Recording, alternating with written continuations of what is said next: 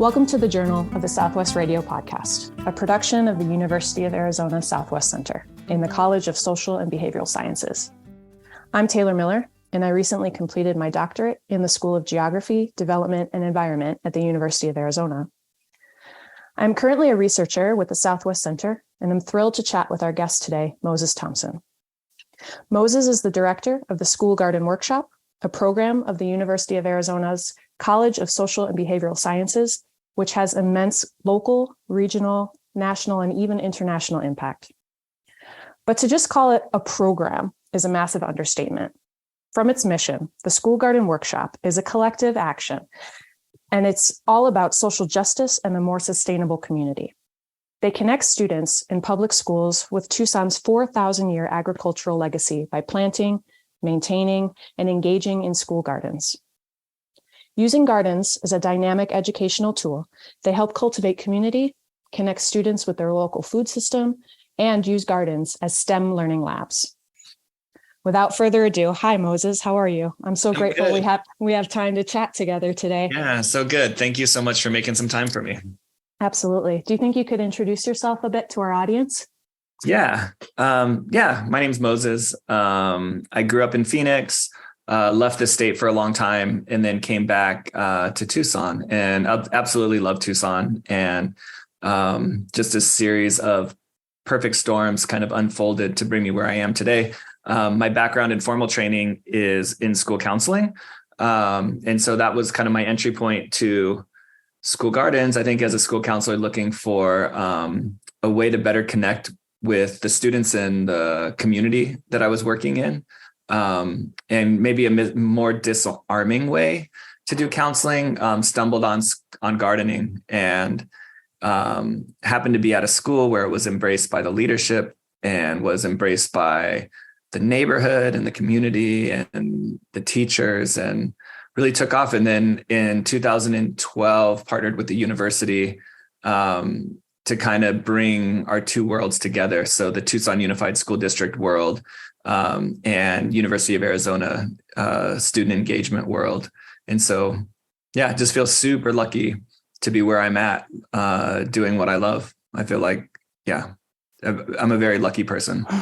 Incredible. I know I do have a tiny bit of envy for your role. It's pretty remarkable.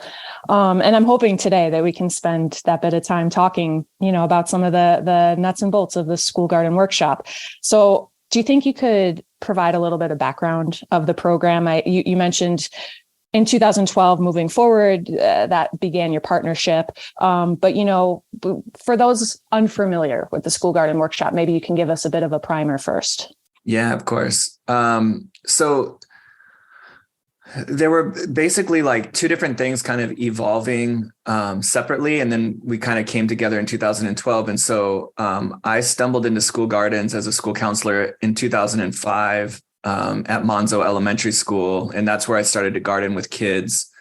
It was just such a powerful thing that there was no intention around the work that I was doing. I just seemed to like stumble into like these amazing happy accidents, and it just got better. And I learned to work with intention over time. So that program evolved. So I was just a school counselor building gardens, gardening with kids and families, and the school embraced it. And so we started doing some academic integration and growing support for the program across campus. And then we had the principal that hired me and really supported my early work retired. But I was put in a position where I could help put together the hiring committee and the interview questions for the next principal. And so, of course, we loaded it up and were able to bring somebody in, that really supported and was behind that work that we do. So it just was amplified. But I feel like with each principal that we've hired, the focus of the program has become a part of the DNA of that school. And I feel like there's no turning back from that.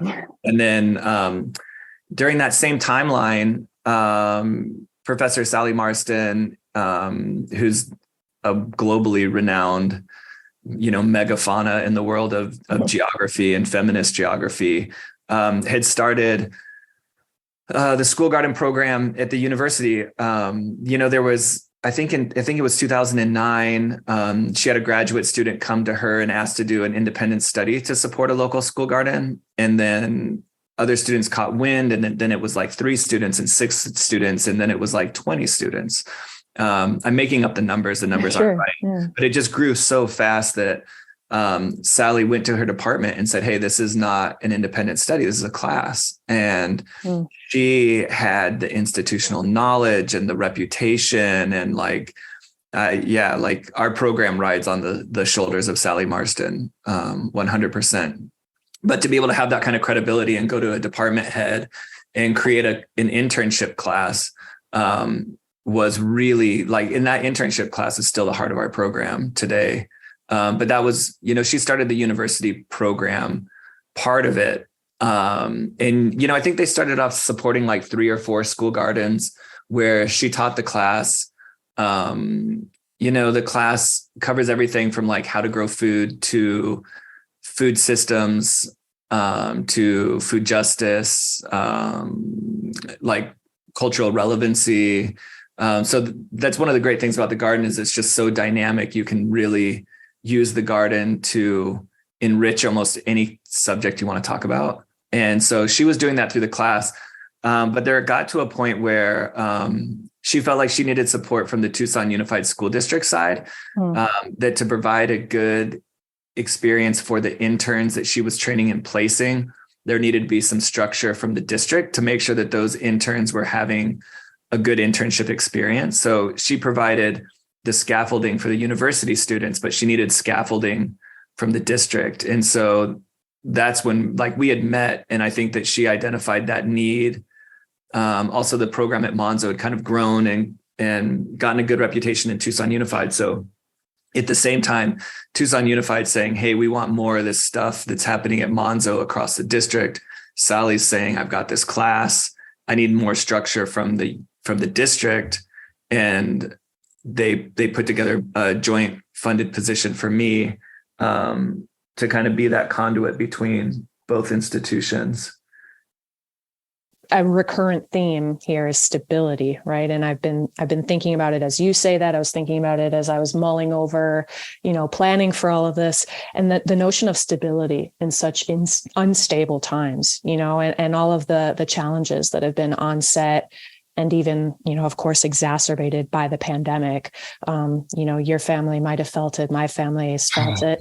But I can't, sometimes in my quietest moments, I think about other families and especially some of the youngest members of our community, and we don't have to necessarily rehash those very dark times. But I'm wondering, how School Garden Workshop has navigated the last couple of years and this notion of stability for these families and for these students, because food insecurity was, and it continues to be such an enormous obstacle, and it feels as though at times it's only proving to be more of a challenge here in Tucson and the surrounds, and, compounded by other setbacks that could have occurred, like distance learning and, other hurdles with access to green spaces and gardens and on and on. I'm wondering if we can chat a bit about that, what on-site at the gardens means for the students, what that kind of stability means for the students and the teachers. I imagine that there's a lot of exuberance to all be back together and get their hands in the soil. And just like that kind of nourishment. But, what does stability look like in that sense? And instability, I suppose, too. So it's interesting when I first started the school gardens, when they first started to kind of take off at Monzo and people started paying attention to them. And I was just the school counselor, just using the gardens therapeutically. I remember clearly like governing board members coming to visit, the superintendent coming to visit, state leadership coming to visit. And people would come and say like, "Whoa, this looks like really fun for the kids. And it feels like school is summer camp. And I wish, we had more of this, but like, what are these school gardens doing for academic achievement? And Monzo is an underperforming school in math. And what is this doing for math achievement?" And I felt so frustrated because I'm just like, man, you guys are leadership. Like, how can you not connect the dots between mental health and academic achievement? Like you think there's a shortcut? Like, what do you want to take kids out of the garden and put them in front of a computer to do like test drills. Like, to count rather. Yeah. Is that what you're saying to me? Right.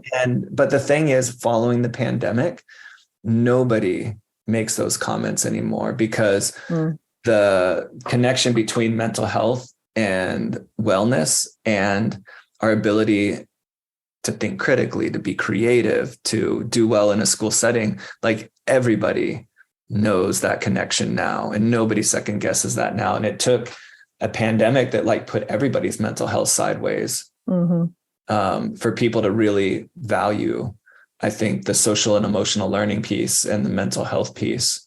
And so you had mentioned food access, and school gardens definitely have that that food access piece. But to me, I would say that post-pandemic, the significance of our work is probably most heavily linked to the way that school gardens make kids feel and what it means to take a kid and connect them to the natural world and to do something that just feels like to your core a good thing and produces like moments of joy.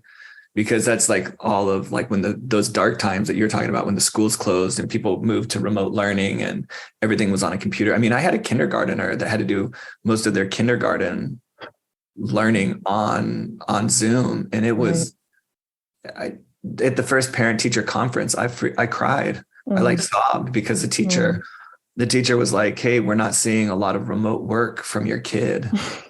And I was just like, I started crying. I felt like such a failure because I was this is not a function of my 5-year-old. Like you think that doing all these worksheets and arts and crafts and stuff is like because my 5-year-old doesn't want to. Like it's because I have to work full time and my wife has to work full time. Like, and it just really hit me. And like I have so much privilege. Like we have good technology and, you know, like I have a background in K-12 ed. Like if anybody should be succeeding under those circumstances, it should have been me, and I failed at it. So to think about the families that don't have that privilege it just was too much. And so, yeah, I think coming out of all of that, like having the ability to connect kids with nature and their food system and with other people in an outdoor safe environment and to do something that just feels really, really good to your soul, like growing food. To me, that's where the magic has always been. And it's really nice that now it's acknowledged and there's like such a hunger for that. Like when schools reach out to us and are like, "Hey, can you come do a training for us?" It's like everybody wants the social and emotional learning right now because everybody sees in their K-12 kids that the pandemic effects are not over, that mental health is still sideways for a lot of people. And at the university, I see it in the students that take the workshop class is like we probably in a class of like 45 students had like 10 people drop because of mental health stuff. Yeah. Like another 10 people that are talking to me like on the side saying, "Hey, like things are really, really, really hard for me right now. Like, can you help me?" Like it's intense. Yeah. I mean, I do think that on so many people's part, it's a little bit hasty to jump to a post. You know, I don't think we're anywhere near a post yet because of all the traumas and some of the sadnesses that still need to be dealt with and worked through. Right. You know, and also I think that like so many people, especially the higher ups that you're talking about, maybe at the state level or even just, a bit below that, you know, they talk about food and social justice as if they're as if that, you know, one can be distinguished from the other. But the way that I see it and the way that I increasingly see it, the more that I'm attuned to it, it's, you know, food is social justice and food as social justice, you know, within the staggering, you know, soaring costs of living, but especially for basic necessities. You know, and compounded by the housing crisis. And like I said before, the lack of access to green spaces or thinking about people who might not have access to a community garden plot or, you know, who might not be in the school garden network. You know, it's pretty heart-wrenching. And so that's why I think that the impact of your program is just one of the most vital things going on in Tucson right now, you know, the sanctity of these gardens, but not just as an activity, but, you know, as having that space and that lifetime knowledge of good food and connection to food and learning about food sovereignty and the foodways of the Sonoran Desert. It's just, probably one of the most critical things happening right now, right? So yeah, I mean, I don't know. How do you envision students moving forward from this moment? Like what kinds of repair work can the gardens do, if that, or maybe that's even too lofty of an ask, but are you noticing different kinds of trends or behaviors or interactions with these spaces now that everybody's getting their hands dirty again? Yeah, definitely. In fact, we're doing research on it right now. Sally Marston got an NSF grant to look at pandemic related trauma from the school closures and then the reentry and the possible role that school gardens play in buffering some of the adverse like mental health stuff from the pandemic. So we're looking at it, but yeah, I mean, yeah, we've also done some program evaluation work where, yeah, I feel like we're doing the right work at the right time. That something else that just came to mind about the pandemic and the school closures and the lingering effects through Sally's NSF research grant, we did long-term classroom observations for an entire school year in two schools that have really developed school garden programs, and then two control groups where those kids don't have any school garden access. And we were in there to look at like student behaviors and in the garden and like all the school garden and kid stuff. But one of the biggest takeaways from me doing those student observations is how many pandemic era interventions still dominate the classroom spaces, even though we're back to full in-person learning. So when the schools were closed, there was federal funding that came in that allowed the districts and the schools to buy laptops for every student and tablets for every student. And the districts bought big like software packages to do like math learning and language arts and science. And so the same school closure, remote learning interventions are happening in the classrooms every day in every school, where it's okay, everybody take out your laptops and open up your language arts program. And it's kids with headphones on behind screens in person. And so, yeah, and I can see like they invested it and the tools are there. And like from a teacher standpoint, it's easy to manage a classroom like that. And it's easy to put everybody in front of a screen and then pull one or two kids that need interventions to do some interventions while everybody else is like kept busy. But it just means that the isolation effects and the effects of like extended screen time and effects of like not connecting with other people in the natural world, that even though the kids are back in school buildings, it's just like the effects of the pandemic are still grinding on, that those kids are still on screens for the majority of the school day, even though they're in person.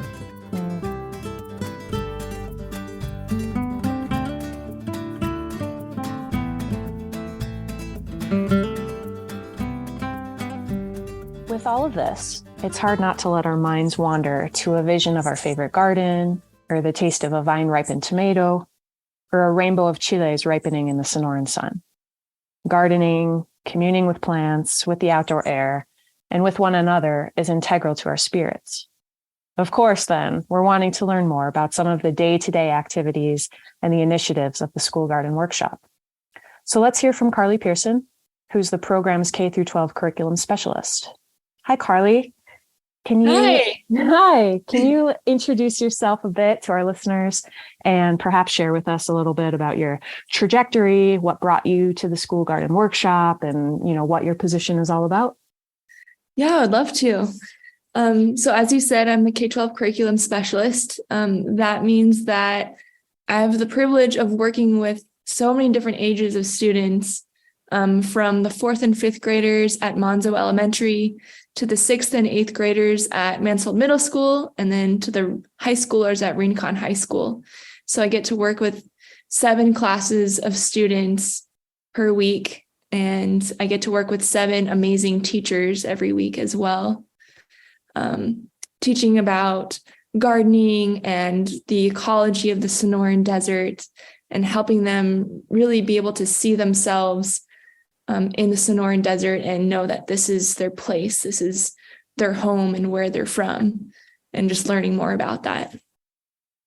I also help head the Green Academy program. Green Academy is a professional development workshop that we hold 3 times a semester for teachers. And the goal of Green Academy is to get teachers feeling more comfortable and interested and feeling more comfortable and interested in the gardens, and to give them activities and resources to get their students outside and in the garden whenever possible. We also do every quarter, Tucson Unified School District has Professional Learning Thursdays, which we began doing with them this year. It's PLT, Professional Learning Thursdays, are a quarterly professional development for teachers. And so we started hosting professional development workshops with TUSD teachers on those days as well. So we have 5 professional development workshops every semester that we offer to teachers in Tucson. So there's a lot of education that I get to do with teachers and UA students as well, with the school garden workshop or school to garden internship program that we have, and also with K-12 students. So there's a lot going on. Wow. Yeah. That is a super full plate. And I love that idea. You said it, albeit briefly, but that idea of being placed in or understanding their place in the Sonoran Desert. And I think that that's important, not just for the students of all these different age ranges, but also for educators and also for college students. As a university educator, I also often think about students just spending maybe 1, 2, 3, or 4 years in Tucson and then leaving and going on somewhere else and maybe not even ever fully experiencing the beauty of this place, because I think that that is something that maybe needs to be cultivated a little bit. And even for those of us who've been maybe born and raised here, to appreciate the seasons and the smells and of course the patterns of the monsoon and all of that. I think it's something that a little bit more attunement and sitting with those concepts can be so beautiful and also so necessary. And so, are those conversations that are ever had in all of these different spaces? Those are definitely conversations that we have within our team. I feel so grateful to work with a team that I get to work with and see every day. And I've learned so much about Tucson and about the Sonoran Desert. And I only moved here a few years ago. And so I feel like one of the teachers that I work with at Mansfield Middle School, I told him that I just moved here last year, and he was like, wow, I thought you were a Tucson native because of all of the information that you have about the plants and animals and monsoons. And honestly, it's something that I've been able to learn from my colleagues. And it's something that we really try to emphasize in all of our classes, whether it's the UA class that we do or the classes that I do with my students at the various schools. We want them to know that this is where they are. And it's so important to have a sense of place, because that sense of place then informs your sense of self and knowing who you are because of where you are. Something that I think humans, it used to be a part of our biology, a part of our identity forever. And more recently, we've been moving around, as you said, every few years. And that's something that we've lost. But being rooted in a place and knowing who you are because of that place is super important for, I think, our psyche and for us to know what it is to be human. I could not agree with you more. It's incredibly poetic how you talk about it.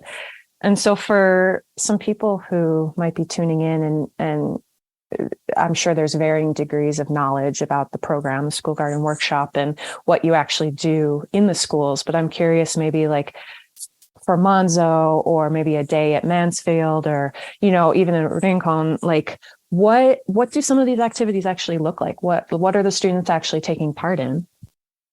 Yeah. So this morning at Monzo Elementary, I was with the fourth graders and we dove into soils. So I had sand, silt, and clay in little jars on their tables. And I had them feel the different textures and guess, which one do you think is which? Like, which feels like the stuff you might see on the beach? What feels like the slippery stuff that you might make pottery out of? And so we were able to have a discussion about what these different soils are and their particle sizes and how that affects moisture retention and nutrient retention and what kind of soil we want for our garden. And so we got to explore soils this morning, which was cool. A lot of fun. Yeah, that's so cool. And when I was, sort of envisioning these various conversations with you and with Moses, I'm thinking about like that, that analogy of like getting your fingers in the soil, having this conversation about the gardens, but like you're actually doing that today. That's so amazing and beautiful. I love that. And so do you structure out these events and these workshops well in advance, or are they sort of seasonally inspired, or do you repeat them year by year, or what does that all look like? Like, what does the actual sort of development of the programming look like? Yeah, I think learning about soils is super important because it's not really something that most people think about, and yet it's so important for us to grow vegetables in the garden, for everything to grow in the desert here.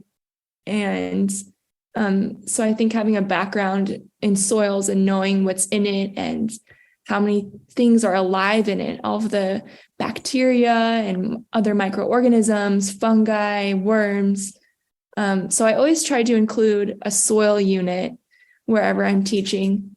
And then also, I think it's important to learn about the plants and animals that we have here in the Sonoran Desert. Mm-hmm. And I always I really enjoy, I usually try to do 1 or 2 classes that incorporate edible foods. And so I remember last year I had my students at Rincon High School pick the flowers of the palo verde tree that's in the courtyard outside their classroom. And I made everybody just try it to taste the sweetness of the nectar. Another time earlier this year, actually, at Mansfield, we had Mr. Holbrook is the teacher I work with there. He's awesome. He and I brought in all of these different local edible plants like nopales and wolfberry bush berries, and fruit, nopal fruit, like prickly pear cactus fruit, and all these different foods that we could think of, even mesquite flower. And we had our students try it, and we're like, yeah, there's so much food out there and we just don't know how to eat it or use it. And so getting students comfortable with eating what's around us, what grows here natively, is a really important part of helping them learn about where they are and how we can use it and how good it is for us. Beautiful. Yeah, that's I think that's just another way to sort of see. Of course, it's so sensorial in so many other respects, but you see the desert by what's edible and what's not, or what's life-giving, life-sustaining, and what's not. And I imagine that it changes the way that they move through many of these spaces, whether they articulate it right now or it's just sort of something that's logged for their future selves. But that's really incredible.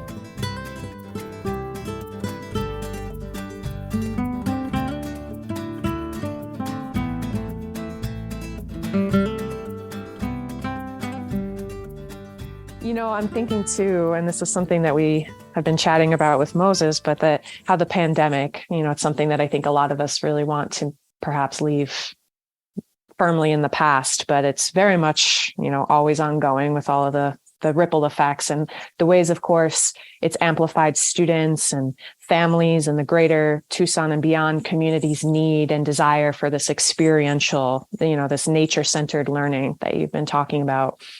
And there's been no shortage of studies already and opinion pieces and the like that are discussing this necessity. And dare I also say, the craving for these deeper connections to the earth and its systems. And so, I'm curious if, as the days, weeks, months, school years go by, if you can perhaps speak a bit to what you've observed with students, during all of these times of great upheaval and dramatic change, like, these life-changing events and the compounding crises that we're all weathering in our own way, if students have shared anything with you, or if you think that the ways in which they're interacting with the gardens are changing at all, or if there's anything like that that's noticeable amongst the students. Definitely. Last year, when we started with the fourth graders at Monzo, the kids were very rowdy, and the teachers told me, that it wasn't this way before COVID, before we had to have the shutdowns. So they're relearning how to be in a classroom setting. They're relearning how to interact with their classmates. And over the course of the year, we definitely saw changes.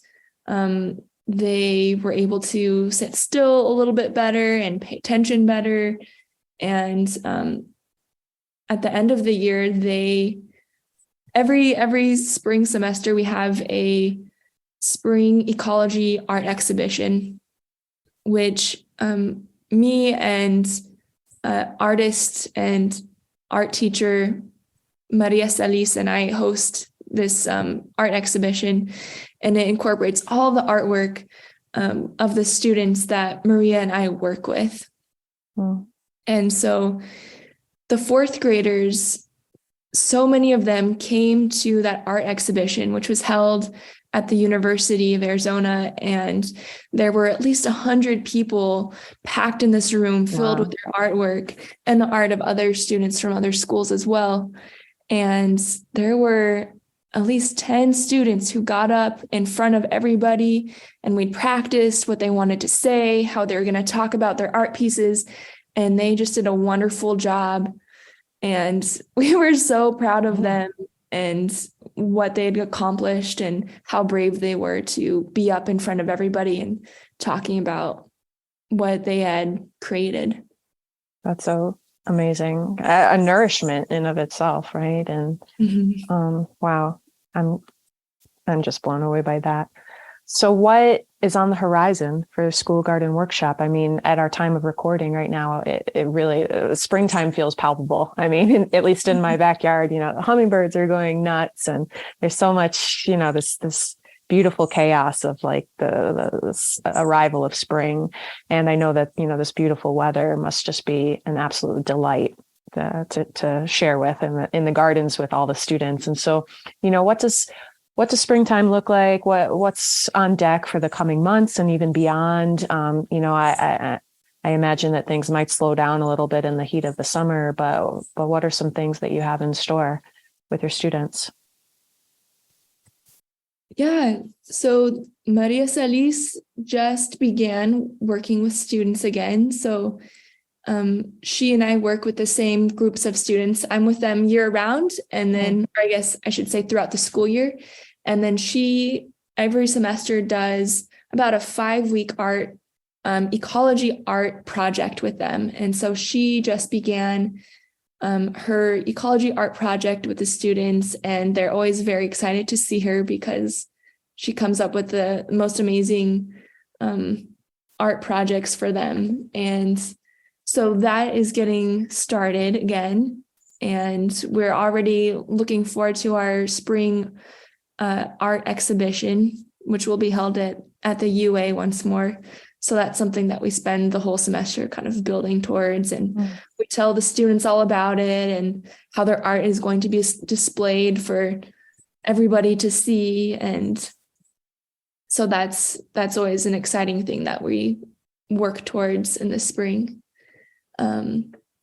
And we're also getting ready to start planting again in the garden. Yeah.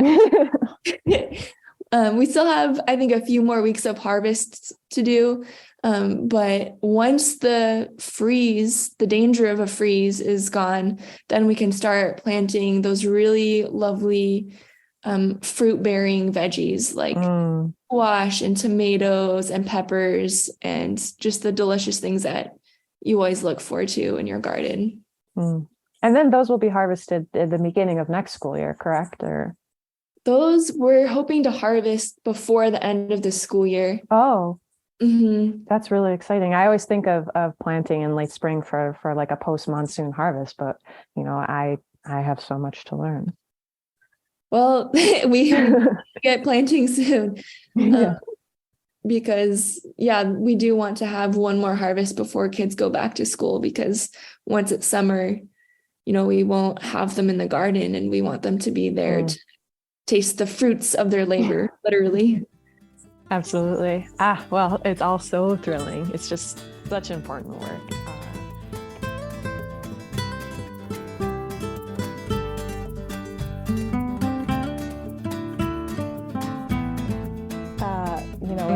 Without pressing the matter too much, do you have sort of either a shorter term or even a much longer term vision for the directions of the school garden workshop? I know, sometimes that can be a little bit overwhelming, and you want to stay as present as possible, and with the demands of the children right now, rather than just pontificating about, 10 years from now.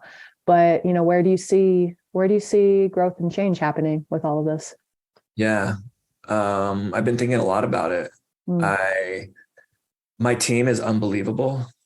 And so I feel like in a leadership role, I need to figure out a way to keep them. Like, how can I take an entry level position? Because that's what sucks, is like, we have to fundraise for all of our positions. So we fundraise for entry level positions. And like, unless we really get ahead of this, we're just going to be having entry level person after entry level person. So it's like, okay, how do I raise more money? How do I figure out like a career pathway, like within the university system? Like that's a giant pain. Is like, they want a program coordinator to always be a program coordinator. I mean, and it's like, no, like I will lose my really unbelievable people if I don't figure out a pathway for them to progress.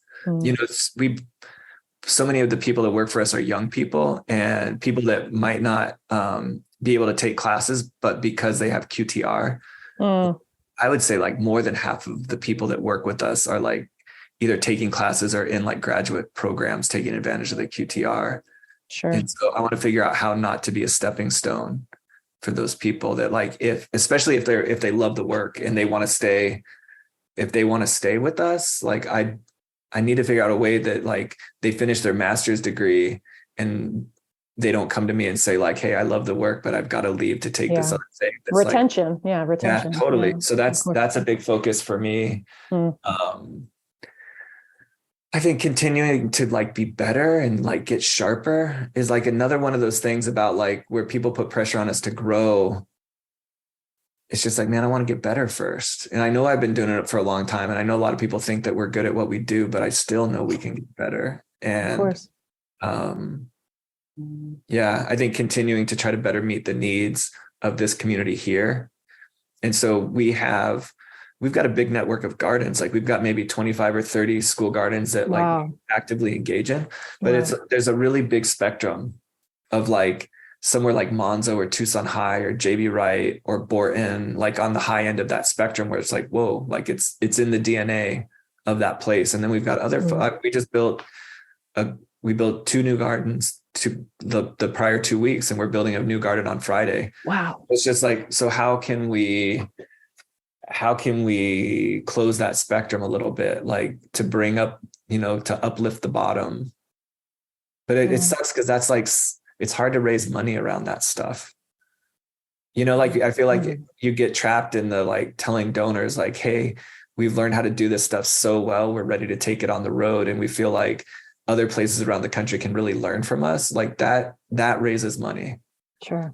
But like, does it raise money to say like, we've been doing it for a long time, but I still think that there's so much we can learn in so many ways that we can maybe even do better programming. And there's, even though we've been doing this for a long time, there's still a lot of gaps that we need to fill.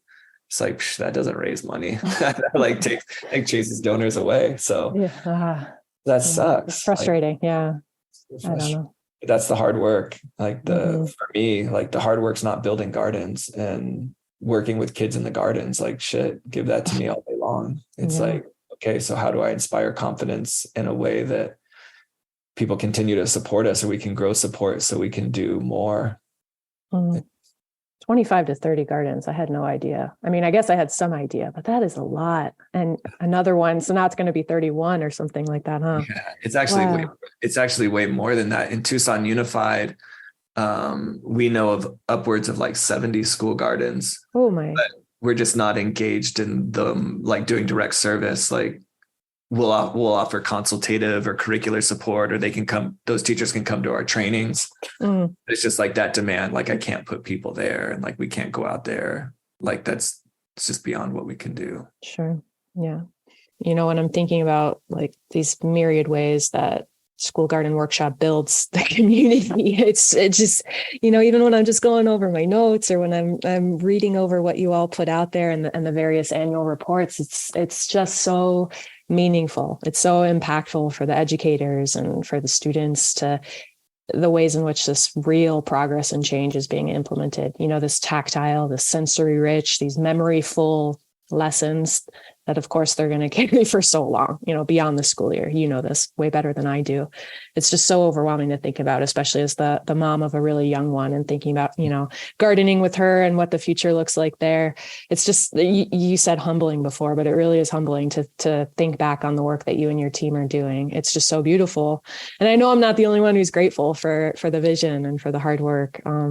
So, I know you got to get back to your gardens, so we won't take up too much more time here today, but I just really want to thank you. And also I'm curious for those interested, for our listeners, can you let us know? And we can of course link in the notes if there's any ways to contribute to the workshop, or, ways that others can be of best support for you all.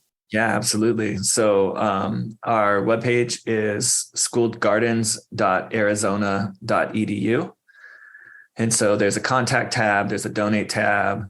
My personal email address is just my first and last name, moses.thompson@gmail.com. So hit me up. Like, yeah, we're slowing down a little bit because we're about to go into winter break, but during the school year on Fridays, we do community work projects every Friday at different locations. And that's a way that volunteers can come in and support us. We also do monthly school garden tours. And so if anybody wants to go and see the stuff happening in person, come hit me up. We'll do a school garden tour. A lot of times we have students lead those tours, student docents. And so that's a pretty fun experience. Fantastic. Moses, thank you so much.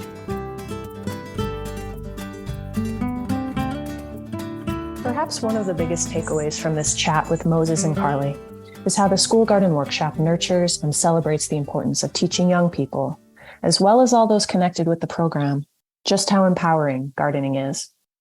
As Carly shared with me, by knowing how to grow your own food, you take your life and your health into your own hands. You can choose what you and your loved ones put into your bodies. We become better caretakers of our community, of the earth. During the pandemic, we saw the fragility of our food systems. And gardening is a way to provide stability amidst health crises and climate catastrophe. A recent spotlight by the Pima County Public Library emphasizes how the School Garden Workshop has become a model for hands-on, ecologically centered education, and it empowers students to see these connections between the myriad systems we navigate as humans. This program uplifts and celebrates student learners as knowledge sharers. I know that as a community, we can continue to nourish and amplify the School Garden Workshop's work.